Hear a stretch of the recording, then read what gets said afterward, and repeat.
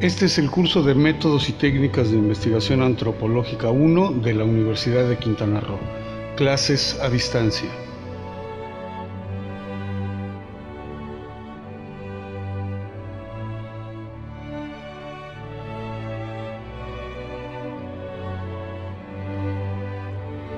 La primera sección de este video te presenta de manera escrita algunos elementos de la etnografía.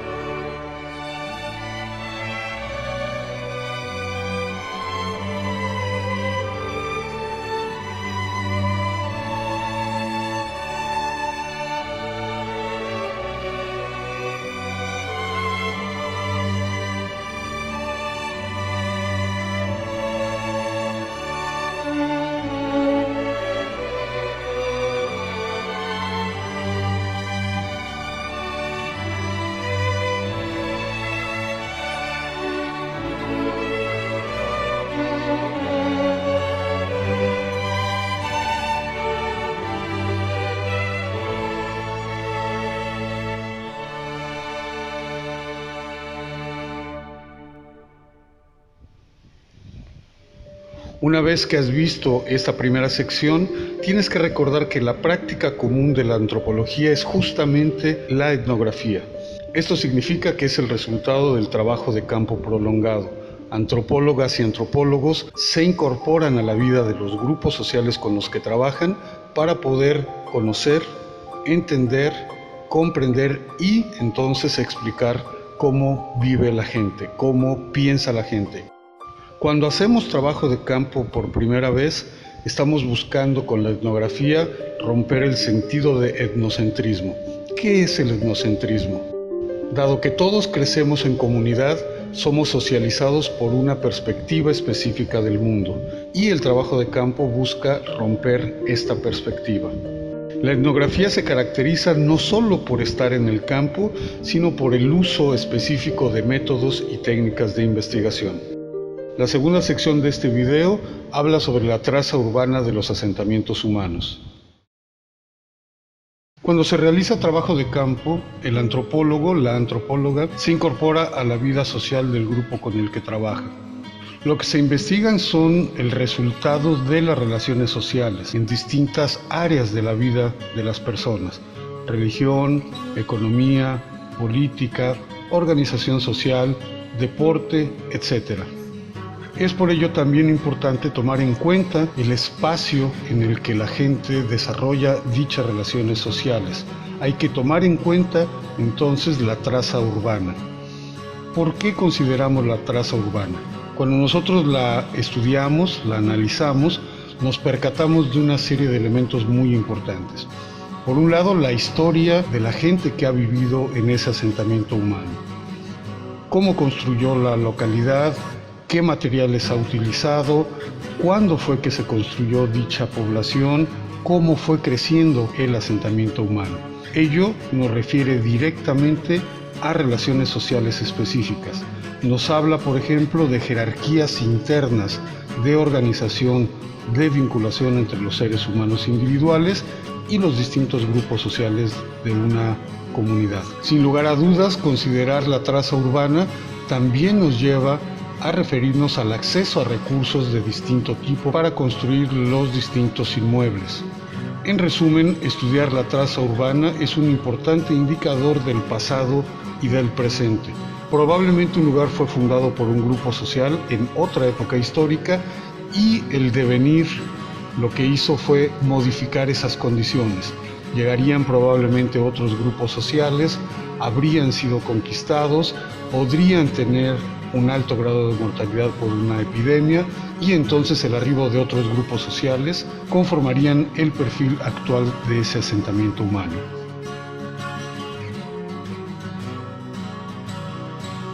Se denomina traza urbana a la forma en que se establecen los asentamientos humanos. Las poblaciones tienen un diseño específico que corresponde a una historia particular. La antropología es una disciplina que también presta atención a este indicador.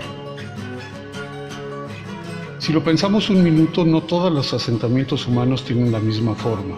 Sus características están dadas en primer lugar por la orografía. No es lo mismo vivir en una planicie que en un lugar montañoso. Si hay una gran cantidad de agua en sabanas o si se trata de un desierto, las formas de las poblaciones son distintas, responden al medio ambiente. Por otro lado, por supuesto, es un referente de las relaciones históricas, de las relaciones sociales establecidas por los seres humanos.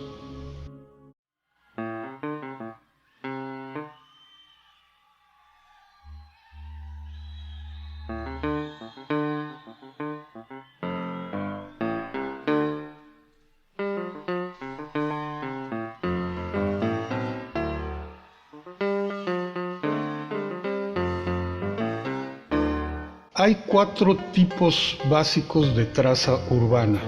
A continuación las veremos aquí.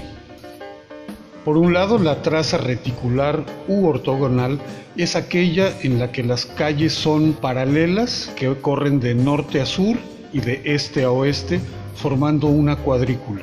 Esto hace referencia a un diseño planificado de los asentamientos humanos. No es casual la ubicación de los edificios. Usualmente en el centro se establecen las autoridades civiles, militares, religiosas y de ahí hacia afuera están las distintas clases sociales. Casi siempre los que viven en el centro son los grupos de mayor poder económico, político, social y hacia afuera se van estableciendo las familias dependiendo de su rango. Una segunda traza es la radial. Pensemos en una rueda de bicicleta en el que los rayos atraviesan la circunferencia de un lado a otro. La traza radial o concéntrica es diferente. La traza radial o concéntrica organiza las calles de una manera diferente a la anterior. Los círculos concéntricos van desde el exterior hacia el centro siendo más pequeños y hay calles rectas que atraviesan estos círculos concéntricos. La traza radial o concéntrica también corresponde a un proyecto de construcción. No es casual este diseño. Por supuesto, un tercer tipo de traza sería mixta o irregular. Ahí se combinan, como puedes ver en la imagen, las distintas formas anteriores. Puede haber trazos reticulares, inclusive radiales, con un crecimiento irregular, con un crecimiento que no respeta un orden concreto. El cuarto tipo básico de traza urbana es el lineal. Como puedes ver en la imagen, se trata de poblaciones que crecen a lo largo de caminos, de carreteras y que responden a una estrategia económica concreta, el ir dando servicio a los usuarios de esos caminos. Tradicionalmente en sus inicios estos asentamientos humanos son muy delgados, es decir, tienen pocas calles laterales. Con el paso del tiempo y la llegada de otros pobladores o el crecimiento de las nuevas generaciones, estas cuadras empiezan a alejarse del camino original.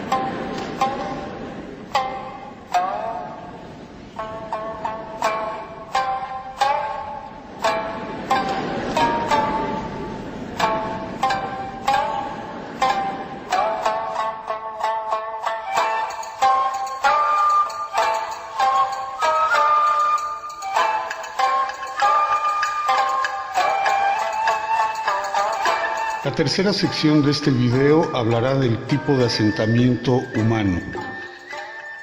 Como podrás ver enseguida, aquí viene la descripción.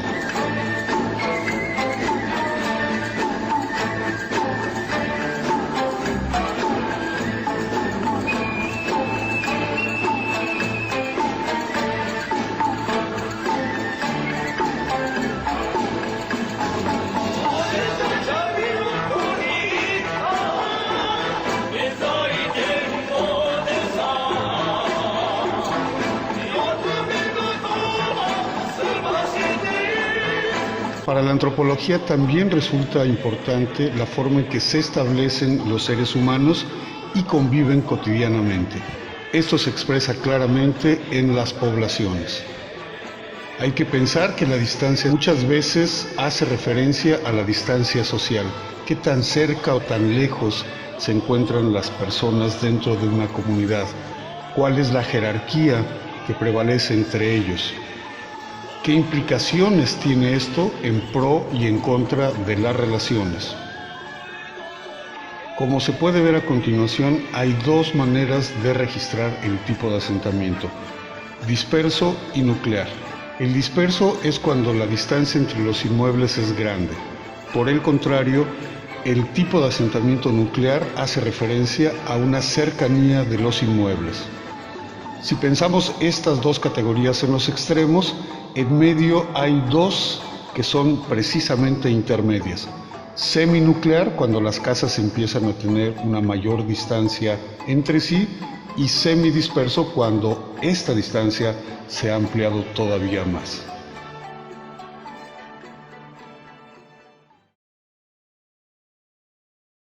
Usualmente las poblaciones tienen un tipo de asentamiento nuclear en el centro. Es justo ahí donde gravitan una serie de elementos de la vida social. Normalmente los inmuebles están cercanos entre sí. Bien pueden ser edificios públicos, comercios, casas habitación, etc. Si nos movemos del centro a la periferia, vamos encontrando el cambio del tipo de asentamiento. Pasa de ser nuclear a seminucleado, posteriormente semidisperso cuando hay más espacio entre las casas, para que al llegar a las orillas de las poblaciones encontremos francamente un tipo de asentamiento disperso. Esto tiene que ver con el hecho de que muchos de los nuevos habitantes no encuentran espacio en el área central y se van acomodando en las afueras. Esto muchas veces está relacionado con la inmigración o el crecimiento de las generaciones. Si gente nueva llega al pueblo, normalmente se asientan en las afueras. Muchas veces los jóvenes que forman matrimonios nuevos, si no tienen el apoyo de las familias, si no tienen una residencia en la parte central, buscan en la periferia. Veamos ahora algunos ejemplos.